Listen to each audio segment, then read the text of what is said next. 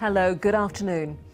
Air investigators in Australia say it may take many months before they know why a seaplane carrying a prominent British businessman and 4 members of his family crashed on New Year's Eve. Richard Cousins, who ran the catering giant Compass, was killed along with his 2 sons, his fiancée, her daughter, and Phil Mercer reports. The wreckage of the seaplane lies 13 metres below the surface of the Hawkesbury River. One of the victims was the British businessman Richard Cousins, the chief executive of the world's largest catering firm Compass, who was due to retire later this year. The company confirmed his death in a statement. Mr. Cousins, who was 58, died alongside his fiancée Emma Bowden and her 11-year-old daughter Heather. Also on board the seaplane that crashed into Jerusalem Bay, William Cousins, who was 25, worked for Open Britain, a pro-EU group set up in the aftermath of the Brexit vote. Colleagues said they were shocked by news of his death. His brother Edward, who was 23, had recently graduated from the University of St Andrews. The pilot, Gareth Morgan, had done more than 10,000 flying hours, 9,000 of which were on seaplanes. The pilot had collected Mr. Cousins and members of his family from an exclusive waterfront restaurant and was heading back to Rose Bay on Sydney Harbour. Shortly after takeoff, the plane plummeted into the water. Investigators say it quickly sank and there were no survivors. This is people that have come over on holidays to visit Australia. They were in one of the most beautiful parts of the world, and for this to happen to them at a place like that is nothing more than just tragic. It's to work out why a routine sightseeing trip could end in utter disaster. Air crash investigators have begun their work. Their task won't be easy. The wreckage of the seaplane has been submerged in more than 40 feet of water. And although these idyllic bays and inlets are geographically close to Sydney, the crash site is tucked away and hard to get to. Sydney Seaplanes, which owns the aircraft, has suspended all its flights until further notice. Phil Mercer, BBC News, Sydney.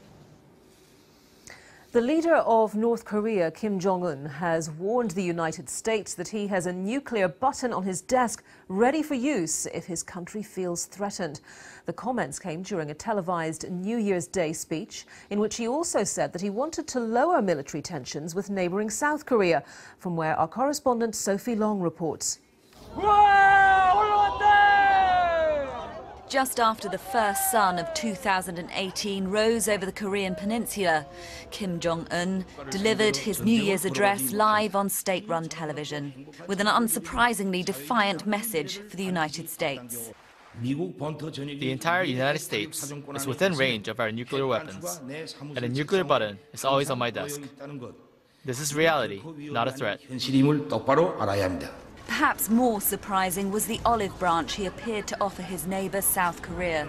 He said he hoped the Winter Olympics they're about to host would be a success, and said he was considering sending a delegation to the Games. That comes as music to the ears of violinist Won Hyung-jun. For 10 years he's tried and failed to organise a peace concert with these young South Koreans playing together with North Korean musicians. He now hopes to make that happen at the Pyeongchang opening ceremony. We have hope. The Olympic is coming. And the Olympic, everyone is coming. And it's beyond, political difficulties.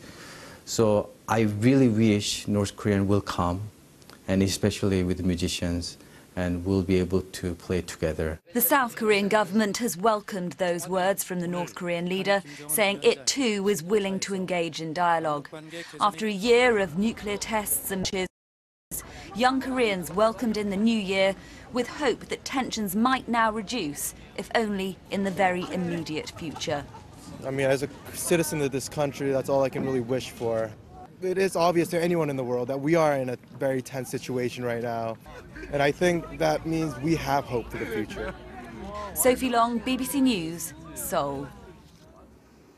The Metropolitan Police have said that 4 young men have been stabbed to death on New Year's Eve in a series of apparently unrelated attacks. 3 men aged 17, 18 and 20 were killed yesterday. A 4th victim, another 20-year-old, died after being stabbed on an estate in the Old Street area of East London in the early hours of this morning. Officers say the murders highlight the scale of knife crime in the capital. Tragically, there are 4 families who awake this morning to the heartbreaking news that they've lost loved ones to the callous use of knives as lethal weapons. Our detectives are working tirelessly today and going forward to bring those who've committed these murders to justice.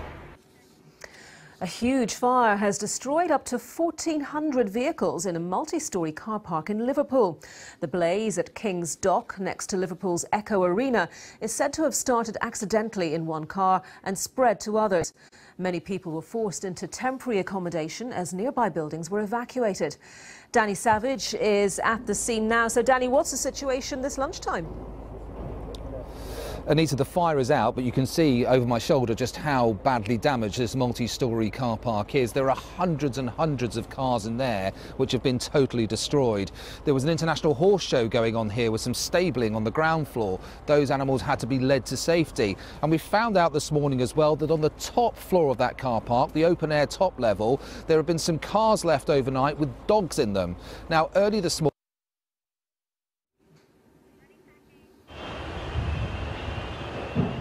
it was shortly after dark yesterday evening when it took hold in the multi-storey car park on Liverpool's famous waterfront. It's understood a small fire in one car spread rapidly, destroying vehicles and then moving on to all levels of the car park.